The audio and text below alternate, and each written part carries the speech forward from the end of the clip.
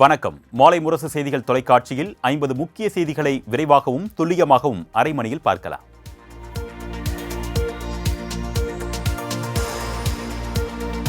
எங்களை என்ன மிரட்டினாலும் உங்களால் ஹிந்தி மொழியை திணிக்க முடியாது என்றும், மிரட்டினால் அடங்கி போக நாங்கள் ஒன்றும் அதிமுக அல்ல திமுக என்றும் முதலமைச்சர் மு க ஸ்டாலின் ஆவேசமாக தெரிவித்தார். சென்னை கொட்டிவாக்கத்தில் முதலமைச்சர் மு க ஸ்டாலின் பிறந்தநாள் விழா பொதுக்கூட்டம் நடைபெற்றது. இதில் பங்கேற்று பேசிய மு க ஸ்டாலின், கருத்தியல் கூட்டணி அமைத்துள்ள எங்களுக்குள் கருத்து மாறுதல் வரும், விரிசல் வராது என்று திட்டவட்டமாக தெரிவித்தார். எங்களின் ஒற்றுமையை பார்த்து எரிச்சலோடு இதில் விரிசல் வருமா என்று சிலர் எதிர்பார்க்கலாம். உங்கள் ஆசையில் மண் விழுமே தவிர எங்கள் கூட்டணியில் விரிசல் விழாது என்றார்.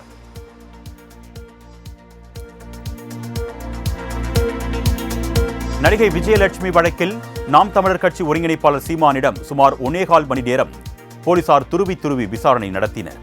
வலசரவாக்கம் காவல் நிலையத்தில் ஆஜரான சீமானிடம் காவல் ஆய்வாளர் அறையில் வைத்து இணை ஆணையர் அதிவீர பாண்டியன், உதவி ஆணையர் செம்பேடு பாபு உள்ளிட்டோர் விசாரணை நடத்தினர். அவரிடம் வழக்கு தொடர்பாக 50க்கும் மேற்பட்ட கேள்விகள் கேட்கப்பட்டதாக தகவல் வெளியாகியுள்ளது. சுமார் 1 மணி நேரம் 15 நிமிடங்கள் நடத்தப்பட்ட இந்த விசாரணை நள்ளிரவு 11:15 மணிக்கு நிறைவடைந்தது.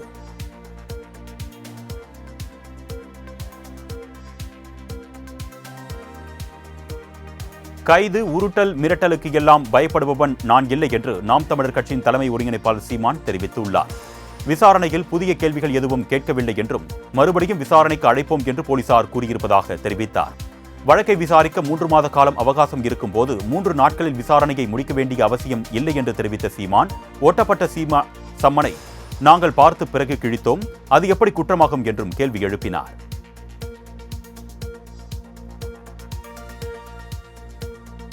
சீமான் வீட்டு பாதுகாவலர் உதவியாளர் கைது செய்யப்பட்டது தொடர்பாக தாக்கல் செய்யப்பட்ட மனுவை அவசர வழக்காக விசாரிக்க முடியாது என்று சென்னை உயர்நீதிமன்றம் தெரிவித்துள்ளது. நாம் தமிழர் கட்சி ஒருங்கிணைப்பாளர் சீமான் வீட்டில் பாதுகாவலர் உதவியாளரை சட்டவிரோதமாக கைது செய்யப்பட்டது அவசர வழக்காக விசாரிக்க கோரி முறையீடு செய்யப்பட்டது. இதனை விசாரித்த சென்னை உயர்நீதிமன்றம் நீதிபதிகள் எம்.எஸ். ரமேஷ், என். செந்தில்குமார் அமர்வு, கைது செய்யப்பட்டவர்களை சம்பந்தப்பட்ட நீதிமன்றத்தில் போலீசார் ஆஜர் செய்வார்கள் என்றும் அந்த நீதிமன்றத்தை நாடுமாறும் தெரிவித்துள்ளனர்.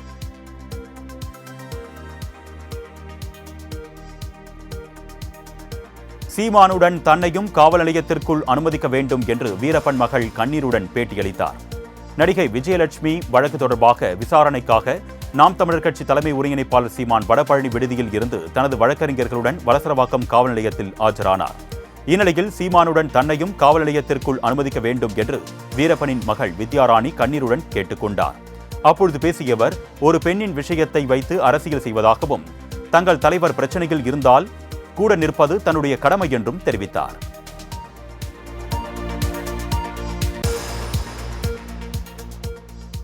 தருமபுரி மாவட்டத்தில் ஆட்சியர், மாவட்ட காவல் கண்காணிப்பாளர் யாராக இருந்தாலும் தனது பேச்சை மீறினால் மாற்றிவிடுவேன் என்று தருமபுரி திமுக கிழக்கு மாவட்ட பொறுப்பாளர் தர்மச்செல்வன் பேசிய ஆடியோ வெளியாகி பரபரப்பை ஏற்படுத்தியுள்ளது. தருமபுரியில் நடைபெற்ற திமுக கிழக்கு மாவட்ட செயற்குழு கூட்டத்தில் புதிதாக நியமிக்கப்பட்டுள்ள மாவட்ட பொறுப்பாளர் தர்மச்செல்வன் கலந்து கொண்டு நிர்வாகிகள் மத்தியில் பேசியுள்ளார். அதில் தனது பேச்சை அதிகாரிகள் கேட்காவிட்டால் அவர்கள் இருக்க மாட்டார்கள் என்றும், ஆட்சியர், மாவட்ட காவல் கண்காணிப்பாளர் என யாராக இருந்தாலும் தனது பேச்சை மீறினால் மாற்றிவிடுவேன் என்றும் பேசியதாக தெரிகிறது. இந்நிலையில் அவர் பேசிய ஆடியோ வெளியாகி பரபரப்பை ஏற்படுத்தியுள்ளது.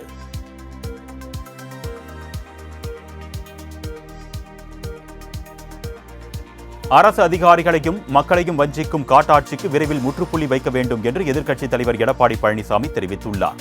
இது தொடர்பாக தனது எக்ஸ் பக்க பதிவில், தருமபுரி கிழக்கு மாவட்ட பொறுப்பாளர் தர்மச்செல்வன் உள்ளிட்ட திமுகவினர் ஆட்சியர், எஸ்பி உட்பட ஒட்டுமொத்த மாவட்ட நிர்வாக அதிகாரிகளை மிரட்டியுள்ளனர். இதனால் அரசு அதிகாரிகள் மன அழுத்தத்திலும் வேதனையிலும் சோர்வுற்று இருப்பதை உணர முடிகிறது என்று கூறியுள்ளார். மேலும் ஆட்சியரையே மிரட்ட துணிந்தவர்கள் சாமானிய மக்களை எத்தகைய இன்னலுக்கு ஆளாக்குவார்கள் என்பதை நினைத்து கூட பார்க்க முடியவில்லை என்றும் இபிஎஸ் குறிப்பிட்டுள்ளார்.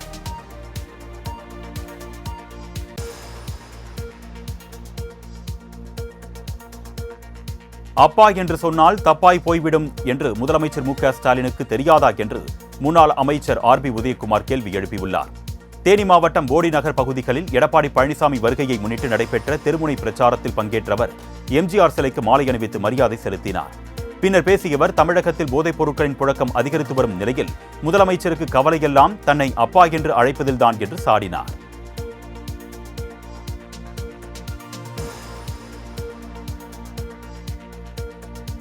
திமுக ஆட்சியில் ஆதி திராவிட மக்களுக்கு பாதுகாப்பு இல்லை என்று அதிமுக முன்னாள் அமைச்சர் சி வி சண்முகம் தெரிவித்துள்ளார்.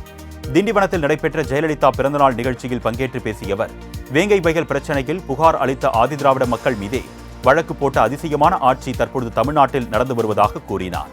100 நாள் வேலை திட்ட பணியாளர்களுக்கு வழங்க வேண்டிய 300 ரூபாயில் 100 ரூபாயை அமைச்சர்கள் பிச்சை எடுப்பதாகவும் அவர் காட்டமாக கூறினார்.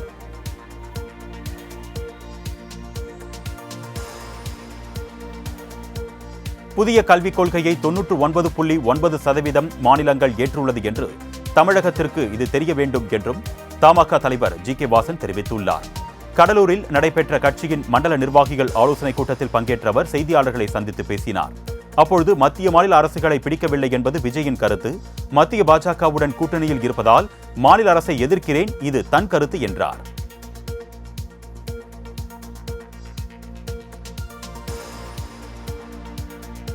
அனைத்து கட்சி கூட்டத்தில் அதிமுக பங்கேற்கும் என்று அக்கட்சியின் பொதுச் செயலாளர் எடப்பாடி பழனிசாமி தெரிவித்துள்ளார். சேலத்தில் அதிமுக சார்பில் நடைபெற்ற இரத்த தான முகாமை தொடங்கி வைத்து இரத்த தானம் செய்த இபிஎஸ், தொகுதி மறுசீரமைப்பு தொடர்பான அதிமுகவின் நிலைப்பாட்டை கூட்டத்தில் தெரிவிப்பதாக செய்தியாளர்களிடம் தெரிவித்தார். தமிழ்நாட்டில் பிரதான எதிர்க்கட்சி அதிமுக தான் என்ற அவர், தமிழகத்தில் போதைப் பொருட்கள் கள்ளச்சாராய விற்பனையை தடுக்க வேண்டும் என்று அதிமுக தொடர்ந்து வலியுறுத்தி வருவதாகவும், வேலியே பயிரை மேய்ந்த கதையாக பள்ளிகளில் ஒரு சில ஆசிரியர்களின் செயல் வேதனையளிப்பதாகவும் கூறினார். பாலியல் கொடுமைகளை தடுக்க அரசு உரிய விழிப்புணர்வை ஏற்படுத்த வேண்டும் என்றும் இபிஎஸ் வலியுறுத்தினார்.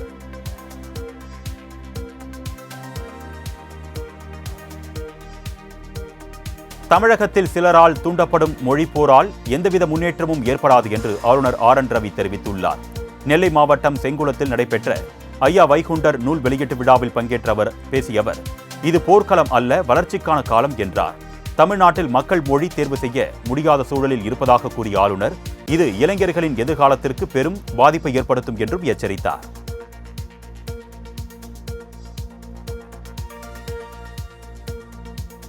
தமிழ்நாடு தமிழ்த்தாய் வாழ்த்து மீது வெறுப்பை உமிழும் ஆளுநர், தமிழர்களுக்கு மொழி உணர்வு பற்றி பாடம் எடுக்க வேண்டாம் என்று அமைச்சர் ரகுபதி தெரிவித்துள்ளார். சனாதனத்தையும் சமஸ்கிருதத்தையும் தமிழ்நாட்டில் காலூன்ற செய்திட குட்டிக்கரணம் போடும் ஆளுநரின் நடவடிக்கைகள் தமிழ் மண்ணில் வேரூன்றவில்லை என்றும், தமிழ்நாட்டின் மீது வெறுப்பை உமிழ்வதையே தனது கடமை என கருதி ஆளுநர் ரவி செயலாற்றி வருகிறார் என்றும் அமைச்சர் ரகுபதி குறிப்பிட்டுள்ளார்.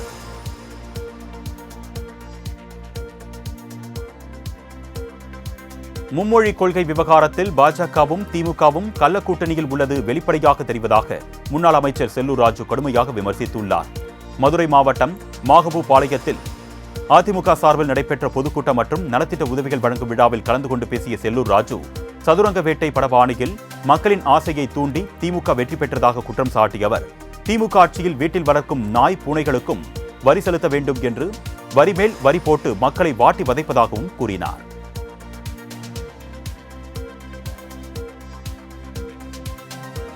கள்ளக்குறிச்சி விஷச்சாராய வழக்கில் ஜாமீன் வழங்கப்பட்ட விஜயாவை வேறொரு வழக்கில் 4 நாள் காவலில் விசாரிக்க நீதிமன்றம் அனுமதி அளித்துள்ளது. தமிழகத்தையே உலுக்கிய கள்ளக்குறிச்சி விஷச்சாராய வழக்கில் கண்ணுக்குட்டி என்கின்ற கோவிந்தராஜ், அவரது மனைவி விஜயா, சகோதரர் தாமோதரன் மற்றும் பரமசிவம் உள்ளிட்டோர் கைது செய்யப்பட்டு சிறையில் அடைக்கப்பட்டுள்ளனர். இதில் விஜயாவிற்கு கடந்த 3 நாட்களுக்கு முன்பு சென்னை உயர்நீதிமன்றம் ஜாமீன் வழங்கியது. இந்நிலையில் கள்ளக்குறிச்சி நீதிமன்றத்தில் விஜயாவை ஆஜர்படுத்திய போலீசார் கேட்டுக் கொண்டதன் பேரில் வேறொரு வழக்கில் விஜயாவை வரும் 4ஆம் தேதி வரை 4 நாட்கள் காவலில் எடுத்து விசாரிக்க அனுமதி அளிக்கப்பட்டுள்ளது.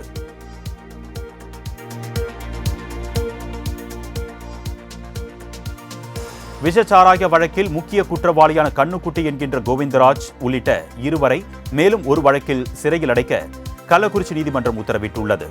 கடலூர் மாவட்டம் பூலாம்பாடி கிராமத்தைச் சேர்ந்த தங்கராசு என்பவர் கள்ளக்குறிச்சி நகரில் மர்மமான முறையில் இறந்து கிடந்தது குறித்து விசாரணை நடத்தப்பட்டு வந்தது. இந்நிலையில் அவர் விஷச்சாராயம் அருந்தி உயிரிழந்ததாக பிரேத பரிசோதனையில் தெரியவந்ததை அடுத்து கண்ணுக்குட்டி மீது வழக்கு பாய்ந்துள்ளது.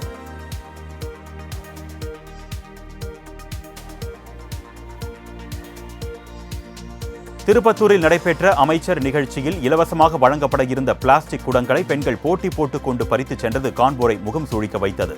சிவகங்கை மாவட்டம் திருப்பத்தூர் பேரூராட்சிக்குட்பட்ட பகுதிகளில் புதிதாக அமைக்கப்பட்ட ஆழ்துளை கிணறுடன் கூடிய குடிநீர் தொட்டிகளை கூட்டுறவுத்துறை அமைச்சர் பெரிய கருப்பன் திறந்து வைத்தார். அப்பொழுது இலவசமாக பிளாஸ்டிக் குடங்கள் வழங்கப்படுவதை அறிந்த அப்பகுதி பெண்கள் போட்டி போட்டுக்கொண்டு ஆளாளுக்கு 2 குடங்களை அள்ளிச் சென்றனர். ஒருவருக்கு ஒரு குடம் என்று அறிவிக்கப்பட்டிருந்த நிலையில் பெண்களின் இச்செயல் அங்கிருந்தவர்களிடையே முகசுழிப்பை ஏற்படுத்தியது.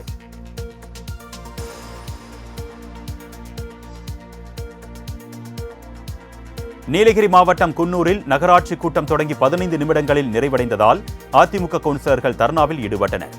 குன்னூர் நகராட்சி கூட்டம் அதன் தலைவர் சுஷீலா தலைமையில் நடைபெற்றது. துணைத் தலைவர் வாசிம் ராஜா உள்ளிட்ட கவுன்சிலர்கள் கலந்து கொண்டனர். 11 மணிக்கு தொடங்கிய கூட்டம் 15 நிமிடங்களில் தீர்மானம் அனைத்தும் நிறைவேற்றப்பட்டதாக முடித்து வைக்கப்பட்டது. இந்நிலையில் 11:30 மணிக்கு அங்கு வந்த அதிமுக கவுன்சிலர்கள் ஆத்திரமடைந்து கூட்ட அரங்கு முன்பு தர்ணாவில் ஈடுபட்டதால் பரபரப்பு ஏற்பட்டது.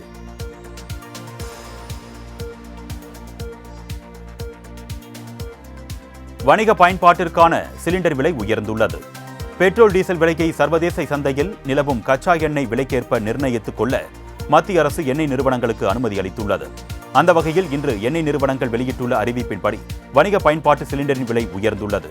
19 கிலோ எடை கொண்ட வணிக பயன்பாட்டு சிலிண்டர் விலை ₹5.50 உயர்ந்து ₹1965 விற்பனை செய்யப்படுகிறது. வீட்டு உபயோக சிலிண்டர் விலையில் மாற்றம் இல்லாமல் விற்பனை செய்யப்பட்டு வருகிறது.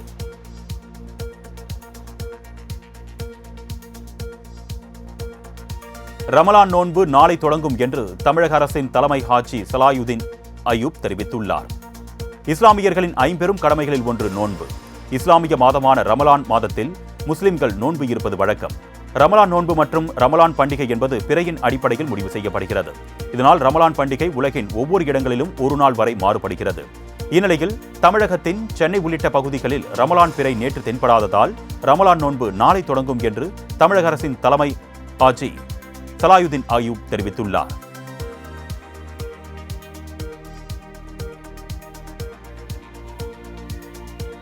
செங்கல்பட்டில் பிரியாணிக்கு பணம் கொடுக்காமல் கடை ஊழியர்கள் மற்றும் உரிமையாளரை இளைஞர்கள் கொடூரமாக தாக்கும் சிசிடிவி காட்சி வெளியாகி பரபரப்பை ஏற்படுத்தியுள்ளது. மறைமலை நகரில் உள்ள நியூ ஆர்காடு பிரியாணி கடைக்கு காட்டாங்குளத்தூர் பகுதியைச் சேர்ந்த சச்சின் மற்றும் அவரது நண்பர்கள் பிரியாணியை ஓசியில் சாப்பிட்டுவிட்டு பணம் தராமல் சென்றனர். அப்பொழுது கடை ஊழியர்கள் மற்றும் உரிமையாளர் பணம் தர சொல்லி கேட்டபோது அவர்களை அந்த இளைஞர்கள் சரமாரியாக தாக்கினர். இதுகுறித்த புகாரின் பேரில் போலீசார் 5 பேரை கைது செய்தனர்.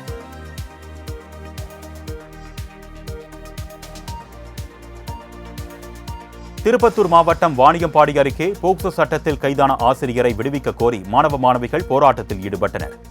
காவலூர் மலைரெட்டியூர் அரசு மேல்நிலைப் பள்ளியில் தற்காலிக ஆங்கில ஆசிரியராக பணியாற்றிய ஊத்தங்கரையைச் சேர்ந்த பிரபு மாணவிகளிடம் பாலியல் சீண்டலில் ஈடுபட்டதாக குற்றச்சாட்டு எழுந்தது. இதனையடுத்து அவர் போக்சோவில் கைது செய்யப்பட்டு சிறையில் அடைக்கப்பட்ட நிலையில் அவர் மீது பொய்யான வழக்கு தொடரப்பட்டிருப்பதாகவும் அவரை விடுவிக்க வேண்டும் என்றும் 100க்கும் மேற்பட்ட மாணவர்கள் சாலை மறியலில் போராட்டத்தில் ஈடுபட்டனர்.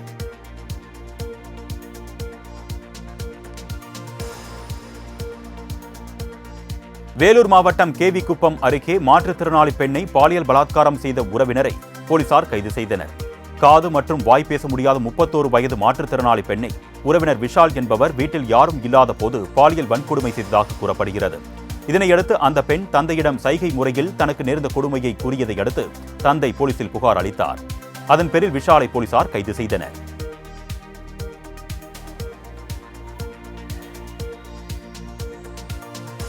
ஏற்காட்டில் ஏற்பட்ட திடீர் பனிமூட்டத்தால் சுற்றுலா பயணிகள் மகிழ்ச்சி அடைந்தனர். சேலம் மாவட்டம் ஏற்காட்டில் கடந்த சில நாட்களாக கடும் வெப்பம் அதிகரித்து நீர்நிலைகளில் தண்ணீர் குறையும் சூழல் நிலவி வந்தது. இந்த வெயிலால் ஏற்காட்டில் உள்ள பொதுமக்கள் மற்றும் சுற்றுலா பயணிகள் மிகவும் அவதிக்கு உள்ளாகினர். இந்நிலையில் இன்று அதிகாலை முதல் ஏற்காடு மற்றும் சுற்றுவட்டார பகுதிகளில் குளிருடன் கூடிய கடும் பனிமூட்டம் நிலவியது. இதன் காரணமாக ஏற்காடு வந்த சுற்றுலா பயணிகள் பனிமூட்டத்தை கண்டு ரசித்தபடியும் புகைப்படம் எடுத்தும் மகிழ்ந்து வருகின்றனர்.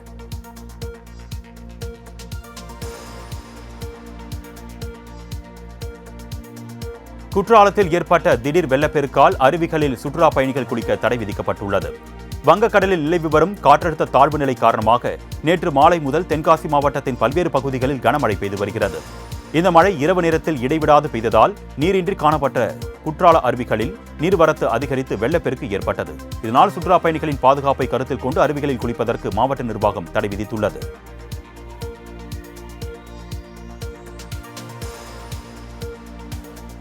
திருச்சி விமான நிலையத்தில் 1,66 லட்சம் ரூபாய் மதிப்பிலான போதைப் பொருட்கள் பறிமுதல் செய்யப்பட்டது. தாய்லாந்தில் இருந்து சென்னைக்கு சென்று பின்னர் சென்னையில் இருந்து திருச்சி விமான நிலையம் வந்த பெண் பயணியின் மீது சந்தேகம் எழுந்தது. இதனையடுத்து சுங்கத்துறை அதிகாரிகள் அவரது உடைமைகளை சோதனை செய்தனர். அப்பொழுது 1,66 லட்சம் ரூபாய் மதிப்பிலான போதைப் பொருளை உடைமைகளில் வைத்து கடத்தி வந்தது தெரியவந்தது. அவரிடம் அதிகாரிகள் கிடுக்குப்பிடி விசாரணை நடத்தினர்.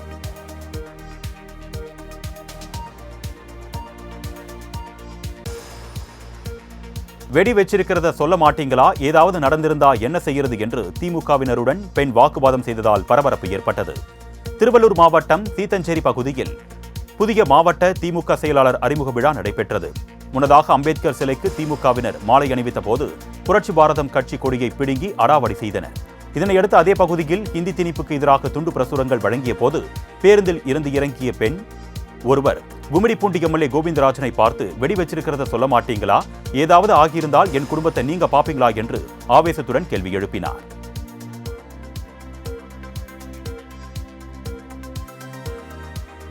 சென்னை வண்ணாரப்பேட்டையில் துணிக்கடை வியாபாரியை திமுக பிரமுகர் அடியாட்களுடன் தாக்கும் சிசிடிவி காட்சிகள் வெளியாகி பரபரப்பை ஏற்படுத்தியுள்ளது.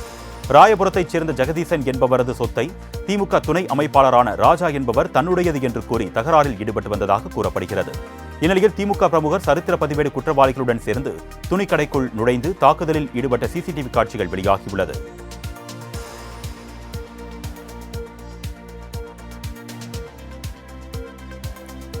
வேலூர் மாவட்டத்தில் ஓடும் ரயிலில் கர்ப்பிணி பெண்ணுக்கு பாலியல் தொல்லை கொடுத்து கீழே தள்ளிய விவகாரத்தில் குற்றம் சாட்டப்பட்ட நபர் மீது குண்டர் சட்டத்தின் கீழ் நடவடிக்கை எடுக்க மாவட்ட ஆட்சியர் உத்தரவு பிறப்பித்தார். ஆந்திர மாநிலத்தைச் சேர்ந்த 4 மாத கர்ப்பிணி பெண் ஒருவர் கோயம்புத்தூர் வழியாக திருப்பதி செல்லும் ரயிலில் பயணம் செய்துள்ளார். இந்நிலையில் அந்த பெண்ணுக்கு ஹேமராஜ் என்பவர் பாலியல் தொல்லை அளித்து ரயிலில் இருந்து கீழே தள்ளிவிட்டுள்ளார். இந்த வழக்கு விசாரணை தீவிரமாக நடைபெற்று வரும் நிலையில் குற்றம் சாட்டப்பட்ட நபர் மீது குண்டர் சட்டம் பாய்ந்தது.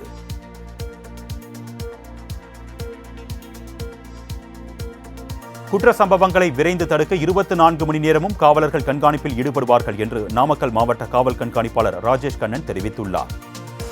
நாமக்கலில் 24 மணி நேரமும் ரோந்து பணியில் ஈடுபடுவதற்காக மாவட்டம் முழுவதும் ஒவ்வொரு காவல் நிலையத்திற்கும் ஒரு இருசக்கர வாகனம் ரோந்து வாகனம் என்ற கணக்கில் 30 வாகனங்களை ராஜேஷ் கண்ணன் வழங்கினார். பின்னர் செய்தியாளர்களை சந்தித்த அவர், காவலர்கள் பேருந்துகளில் இலவசமாக பயணம் செய்ய அடையாள அட்டை வழங்கப்பட்டுள்ளது என்றார்.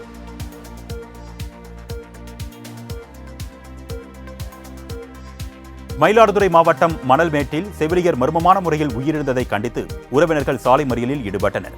மணல்மேடு ஆரம்ப சுகாதார மருத்துவமனையில் தையல் நாகி என்பவர் செவிலியராக பணியாற்றி வந்துள்ளார். இவர் அங்கு இரவு பணியில் இருந்தபோது திடீரென மர்மமான முறையில் உயிரிழந்ததாக கூறப்படுகிறது.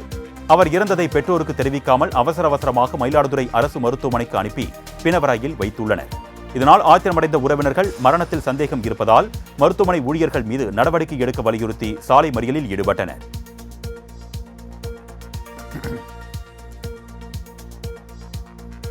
தென்காசியில் 11ஆம் வகுப்பு மாணவி ஒருவர் விஷம் குடித்து தற்கொலை செய்து கொண்டார். புளியங்குடி பகுதியில் உள்ள அரசு பெண்கள் மேல்நிலைப் பள்ளியில் 11ஆம் வகுப்பு படித்து வந்த மதுநிஷா என்ற மாணவி வழக்கம் போல பள்ளி முடிந்து வீடு திரும்பிய போது மிகவும் சோர்வுடன் காணப்பட்டதாக கூறப்படுகிறது. நேற்று வீட்டில் யாரும் இல்லாத நேரம் பார்த்து விஷம் குடித்த மதுநிஷா உயிருக்கு போராடி கொண்டிருந்ததை கண்ட பெற்றோர் அவரை மீட்டு மருத்துவமனைக்கு கொண்டு சென்றுள்ளனர். ஆனால் சிகிச்சை பலனளிக்காமல் மாணவி உயிரிழந்துள்ளார். இதுகுறித்து வழக்கு பதிவு செய்த போலீசார் மாணவி தற்கொலைக்கான காரணம் குறித்து விசாரித்து வருகின்றனர்.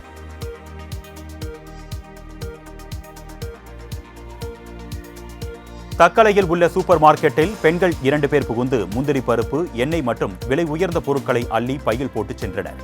இதன் சிசிடிவி காட்சிகளை பார்த்த சூப்பர் மார்க்கெட் உரிமையாளர் காவல்துறையில் புகார் அளித்ததைத் தொடர்ந்து திருட்டில் ஈடுபட்டவர்களை தக்கலை போலீசார் கைது செய்தனர். விசாரணையில் கைதான பெண்கள் நெல்லை மாவட்டம் கல்லிடைக்குறிச்சி பகுதியைச் சேர்ந்த ராதா, சவுந்தரமணி என்பது தெரியவந்தது.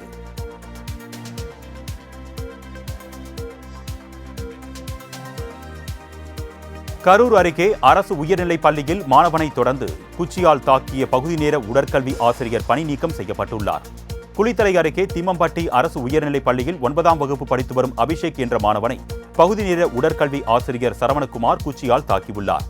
இதனையடுத்து மாணவன் உடம்பில் காயங்களுடன் குளித்தலை அரசு மருத்துவமனையில் சிகிச்சைக்காக அனுமதிக்கப்பட்டார். இதுகுறித்த புகாரின் பேரில்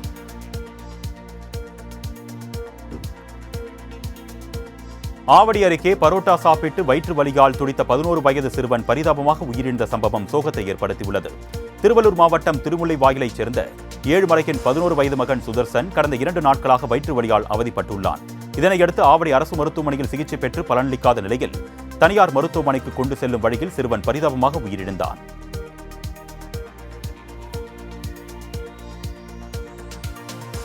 தஞ்சாவூர் மாவட்டத்தில் சாலையில் சென்ற ஆட்டுக்குட்டியை 4 நாய்கள் கடித்து குதறிய சிசிடிவி காட்சி வெளியாகி பரபரப்பை ஏற்படுத்தியுள்ளது. மல்லிப்பட்டினத்தில் சாலையில் ஆட்டுக்குட்டி ஒன்று சென்று கொண்டிருந்தது. இந்நிலையில் அந்த பகுதியில் சுற்றித் திரிந்த 4 நாய்கள் கடித்து குதறியதில் ஆட்டுக்குட்டி சம்பவ இடத்திலேயே உயிரிழந்தது. இப்பகுதியில் சாலைகளில்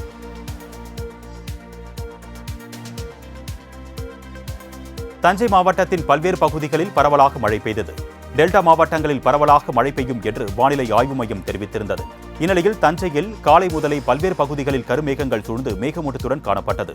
இந்நிலையில் பிற்பகல் ஒரத்தநாடு, பட்டுக்கோட்டை உள்ளிட்ட பல்வேறு பகுதிகளில் சுமார் 30 நிமிடங்களுக்கு மேலாக மழை பெய்தது.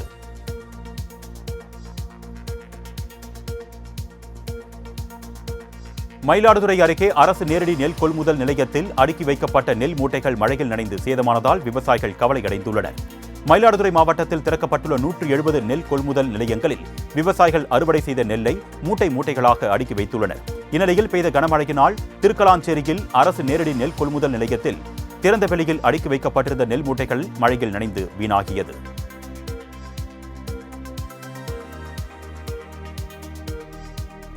நாகையில் தடுப்பணை கட்டப்படுவதற்கு எதிர்ப்பு தெரிவித்து 7 கிராம மக்கள் மற்றும் விவசாயிகள் உண்ணாவிரத போராட்டத்தில் ஈடுபட்டனர். உத்தம சோழபுரம் ஊராட்சியில் அமைந்துள்ள வெட்டாறு வழியாக கடல்நீர் உட்புகுவதால் அங்குள்ள 10 கிராமங்களைச் சேர்ந்த விவசாய விளைநிலங்கள் பாதிக்கப்பட்டன. இந்நிலையில் இதனை தடுக்க தவறான இடத்தில் தடுப்பணை கட்டப்படுவதற்கு எதிர்ப்பு தெரிவித்து 7 கிராம மக்கள் மற்றும் விவசாயிகள் உண்ணாவிரத போராட்டத்தில் ஈடுபட்டனர்.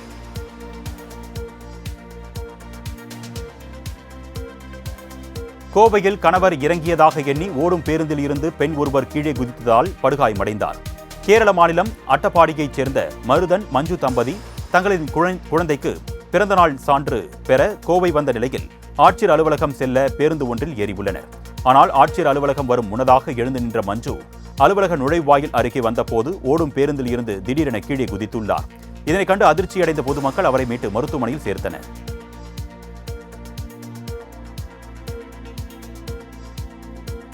நாகையில் கடலில் காணாமல் போகும் மீனவர்களை உயிருடன் மீட்க ட்ரோன் அறிமுகம் செய்யப்பட்டுள்ளது.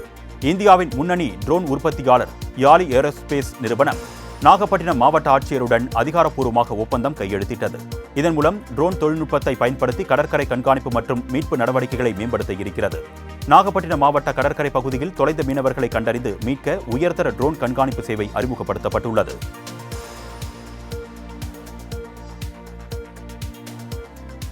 மைனஸ் விலைக்கு முட்டையை விற்பனை செய்யக்கூடாது என்று தென்னிந்திய தேசிய முட்டை ஒருங்கிணைப்பு குழு தலைவர் சிங்கராஜ் உத்தரவிட்டுள்ளார்.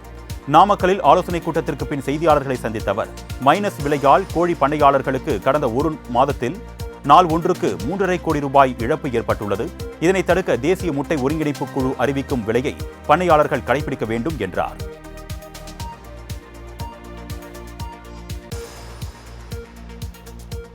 மற்றவர்களை குறை கூறி ஆம் ஆத்மி கட்சி மக்களை முட்டாளாக்கியிருப்பதாக டெல்லி முதலமைச்சர் ரேகா குப்தா தெரிவித்துள்ளார். டெல்லி சட்டமன்றத்தில் பேசிய அவர், ஆம் ஆத்மி என்பது ஒரு தர்ணா கட்சி என்றார். அந்த தர்ணா கட்சி அதன் 10 ஆண்டுகால ஆட்சியில் மற்றவர்களை குறை கூறியதாகவும் சாக்கு போக்குகளை சொல்லி டெல்லி மக்களை முட்டாளாக்கியது என்றும் ரேகா குப்தா பேசினார்.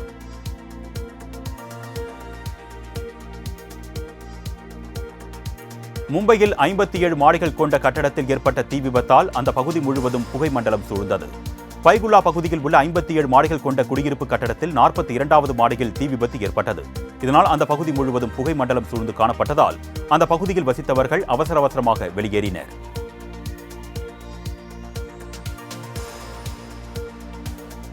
போப் பிரான்சிஸ் உடல்நிலையில் தற்பொழுது முன்னேற்றம் ஏற்பட்டிருப்பதாக மருத்துவர்கள் தெரிவித்துள்ளனர்.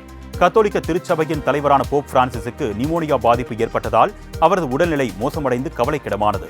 தொடர் சிகிச்சையின் பலனாக போப் பிரான்சிஸின் உடல்நிலையில் லேசான முன்னேற்றம் ஏற்பட்டிருப்பதாகவும், எனினும் அவர் அபாய கட்டத்திலேயே இருப்பதாகவும் கடந்த 2 தினங்களுக்கு முன்பு தகவல் வெளியானது. இந்நிலையில் போப் பிரான்சிஸ் மருத்துவமனையில் சேர்க்கப்பட்டு நேற்றுடன் 2 வாரங்கள் ஆன நிலையில் அவர் அபாய கட்டத்தை தாண்டிவிட்டதாக மருத்துவர்கள் தெரிவித்தனர்.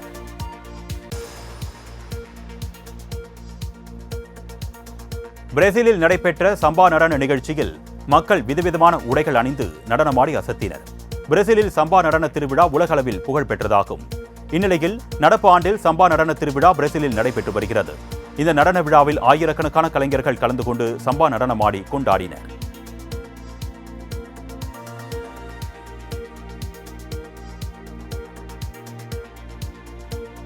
இங்கிலாந்தில் விமானம் பனிமலையில் மோதிய விபத்தில் 3 பேர் படுகாயமடைந்தனர். இங்கிலாந்தின் மான்செஸ்டர் நகரில் சிறிய ரக ஆம்புலன்ஸ் விமானம் ஒன்று சென்று கொண்டிருந்தது. அந்த விமானத்தில் விமானி உட்பட 3 பேர் இருந்தனர். வென்மாண்ட் என்ற இடத்திற்கு அருகே சென்றபோது அங்குள்ள ஈக்வினாக்ஸ் பனிமலையில் விமானம் மோதி விபத்துக்குள்ளானது. இந்த சம்பவம் குறித்து தகவலறிந்து வந்த பேரிடர் படையினர் மீட்பு பணியில் ஈடுபட்டு காயமடைந்தவர்களை மீட்டு மருத்துவமனையில் அனுமதித்தனர்.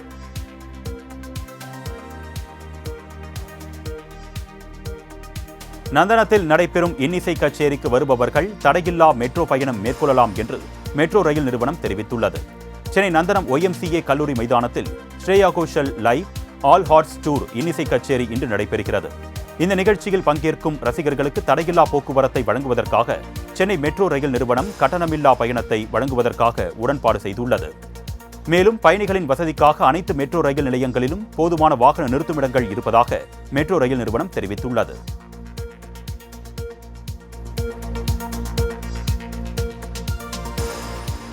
நடிகர் அஜித்தின் குட் பேட் அக்லி படத்தின் டீசர் வெளியாகி ரசிகர்களிடையே வரவேற்பை பெற்று வருகிறது. விடாமுயற்சி படத்தை தொடர்ந்து நடிகர் அஜித்குமார் நடித்து முடித்த திரைப்படம் குட் பேட் அக்லி. இந்த படத்தின் ஃபர்ஸ்ட் லுக் வெளியானதில் இருந்தே ரசிகர்களிடையே எதிர்பார்ப்பு அதிகமானது. ஏப்ரல் 10ஆம் தேதி வெளியாக உள்ள நிலையில் இதன் டீசர் வெளியாகி ரசிகர்களிடையே வரவேற்பை பெற்று வருகிறது. மொத்தம் 97 வினாடிகள் கொண்ட இந்த டீசரை பார்த்த ரசிகர்கள் அஜித் திரை வரலாற்றில் திருப்புமுனையை ஏற்படுத்தும் என்றும் அஜித் ரசிகர்களுக்கு பக்கா கமர்ஷியல் விருந்து என்றும் கருத்து தெரிவித்து வருகின்றனர்.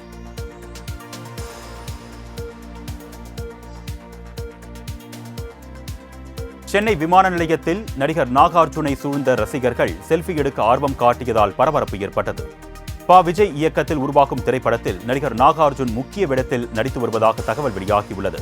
இந்நிலையில் சென்னையில் நடைபெறும் படப்பிடிப்பில் பங்கேற்பதற்காக நடிகர் நாகார்ஜுன் சென்னை விமான நிலையம் வந்தடைந்தார். அவரை சூழ்ந்த ரசிகர்கள் செல்ஃபி எடுக்க முயன்ற போது காரில் புறப்பட்டு சென்றதால் சிறிது நேரம் பரபரப்பு ஏற்பட்டது.